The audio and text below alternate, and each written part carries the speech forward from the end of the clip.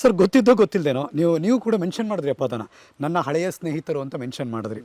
ನೀವೇ target ಆಗ್ತಿದ್ದೀರಾ sir ಏನಾದ್ರು? ಇತ್ತೀಚಿನ ಮಂಡ್ಯದ ಕೆರೆಕೋಡು ಗ್ರಾಮದಲ್ಲಿ ನಡೆದಿರುವ ಘಟನೆಯಿಂದ ಕೇಳ್ತಾ ಇದ್ದೀನಿ ನಾನು. ಪ್ಲೀಸ್ ನೋಡಿ, ಕೆರಗೋಡು ಘಟನೆಗೂ ನನಗೂ ಸಂಬಂಧವೇ ಇಲ್ಲ. ಬಟ್ ನೀವು ಸುದ್ದಿಲಿದ್ದೀರಿ. ಅದು ಸುದ್ದಿಲಿ ನಾನೇ ಇದ್ದೀನಿ. ಹೌದು. ಅವ್ರಿಗಿರೋದು ನಂದೇ ಭಯ. ಯಾಕೆ? ನಾನು ಅಲ್ಲಿ ಹೋಗ್ತಾ ಇದ್ದೇನೆ ಅಂತಕ್ಕಂಥದ್ದು ಮಾಧ್ಯಮಗಳು ಹೇಳ್ತಿದ್ದಾಗೇನೆ ಆಗಲೇ ಶುರುವಾಗೋಯ್ತು ಅವ್ರಿಗೆ ಗಾಬರಿ. ಇನ್ನು ಕುಮಾರಸ್ವಾಮಿ ಹೋಗಿ ಅಲ್ಲಿ ಏನು ಮಾಡಿಬಿಡ್ತಾನೋ, ನಮಗೆ ಡ್ಯಾಮೇಜ್ ಎಷ್ಟು ಮಾಡ್ತಾನೋ, ನಮ್ಮ ವರ್ಚಸ್ಸನ್ನು ಎಲ್ಲ ಹಾಳು ಮಾಡ್ತಾನೋ, ಅದು ಅವ್ರ ತಲೆ ಒಳಗೆ.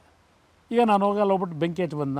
ಅವ್ರು ಹೇಳಿದಲ್ಲ ನಮ್ಮ ಸ್ನೇಹಿತರು, ಬೆಂಕಿ ಹಚ್ಚೋ ಕೆಲಸಕ್ಕೆ ಬಂದಿದ್ದೀರಿ ಇಲ್ಲಿ ಅಂತ.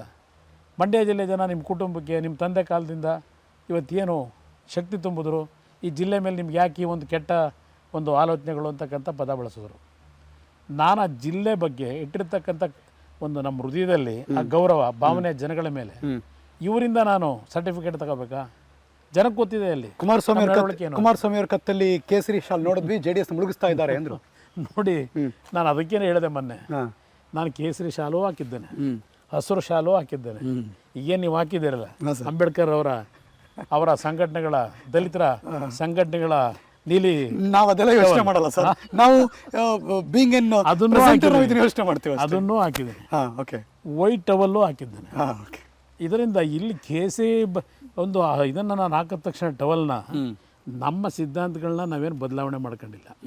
ನಾನು ಅಲ್ಲೂ ಸಹ ನಮ್ಮ BJP ಸ್ನೇಹಿತರು ಬಂದಿದ್ರು, ಅವ್ರು ಮಾಡಿದ್ದು ಭಾಷಣಗಳೇನಿದೆ, ನಾನು ಏನು ಸಲಹೆ ಕೊಟ್ಟೆ ಅಲ್ಲಿ ಆ ಸಭೆಯಲ್ಲಿ ಇದೆ, ರೆಕಾರ್ಡ್ ಇದೆ. 13 ನಿಮಿಷ ಮಾತನಾಡಿದ್ದೇನೆ. ನಾನು ಏನು ಸಲಹೆ ಕೊಟ್ಟೆ, ಸರ್ಕಾರಕ್ಕೂ ಏನು ಸಲಹೆ ಕೊಟ್ಟಿದ್ದೇನೆ, ಅದು ತೆಗೆದು ನೋಡಲಿ. ಸರ್, ಓವರಾಲ್ಗೆ BJP ಅನ್ನುವ ದೊಡ್ಡ ರಾಷ್ಟ್ರೀಯ ಪಕ್ಷದ ಜೊತೆಗೆ JDS ಅನ್ನುವ ಪಕ್ಷ, ಒಂದು ಪ್ರಾದೇಶಿಕ ಪಕ್ಷ, ಆ ಪಕ್ಷದ ಸ್ಥಾನಮಾನ ಹೇಗಿರುತ್ತೆ ಸರ್ ಈಗ ಮುಂದಿನ ದಿನಗಳಲ್ಲಿ? ಇಲ್ಲ, ನಾನು ನಮ್ಮ ಪಕ್ಷದ ಸ್ಥಾನಮಾನಗಳೇನು ಅನ್ನೋದಕ್ಕಿಂತ ಹೆಚ್ಚಾಗಿ ಈ ಒಂದು ವ್ಯವಸ್ಥೆ ಏನಾಗಿದೆ ಇವತ್ತು ಈ 8 ತಿಂಗಳಲ್ಲಿ ಹಲವಾರು ರೀತಿಯಲ್ಲಿ ದಾರಿ ತಪ್ಪಿದ್ದಾರೆ. ನನಗೆ ಈ ಸರ್ಕಾರ ಹೋಗಬೇಕು. ಇವತ್ತು ಒಳ್ಳೆಯ ರೀತಿಯ ಒಂದು ವಾತಾವರಣದಲ್ಲಿ ನನಗೆ ನಮ್ಮ ವೈಯಕ್ತಿಕವಂತ ಲಾಭಕ್ಕಿಂತ ಹೆಚ್ಚಾಗಿ ಕೇಂದ್ರ ಸರ್ಕಾರದಿಂದ ನರೇಂದ್ರ ಮೋದಿಯವ್ರಿಗೂ ದೇವೇಗೌಡರಿಗೂ ಇರತಕ್ಕಂಥ ಒಂದು ಆತ್ಮೀಯತೆಯಲ್ಲಿ ನಮ್ಮ ರಾಜ್ಯಕ್ಕಾಗಿರ್ತಕ್ಕಂಥ ಅನ್ಯಾಯಗಳನ್ನು ಯಾವ ರೀತಿ ಸರಿಪಡಿಸಬೇಕು, ಇದು ನನ್ನ ಮುಂದೆ ಇರ್ತಕ್ಕಂಥದ್ದು.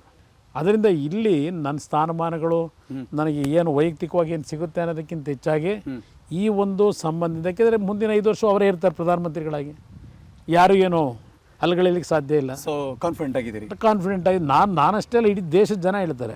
ಅದರಿಂದ ಈ ಒಂದು ಹಿನ್ನೆಲೆಯಲ್ಲಿ ಇವತ್ತು BJP ಜೊತೆಯಲ್ಲಿ ಮೈತ್ರಿ ಇವತ್ತೇನು ದೆಹಲಿ ಮಟ್ಟದಲ್ಲಿ ಹೋಗಿ ಮಾಡಿದ್ದೇವೆ, ಅವರು ಸಹ ಕರೆದು ನಮ್ಗೆ ಗೌರವ ಕೊಟ್ಟಿದ್ದಾರೆ. ಇದರ ಉದ್ದೇಶ ನಮ್ಮ ರಾಜ್ಯಕ್ಕೆ ಹಲವಾರು ಅಭಿವೃದ್ಧಿ ಯೋಜನೆಗಳೇನಾಗಬೇಕು, ಅದನ್ನು ತರ್ತಕ್ಕಂಥ ನಿಟ್ಟಿನಲ್ಲಿ ಈ ಒಂದು ನಮಗೆ ಸಿಕ್ಕಂಥ ಅವಕಾಶವನ್ನು ಬಳಕೆ ಮಾಡಬೇಕು ಅನ್ನೋದು ನನ್ನ ಅಭಿಪ್ರಾಯ.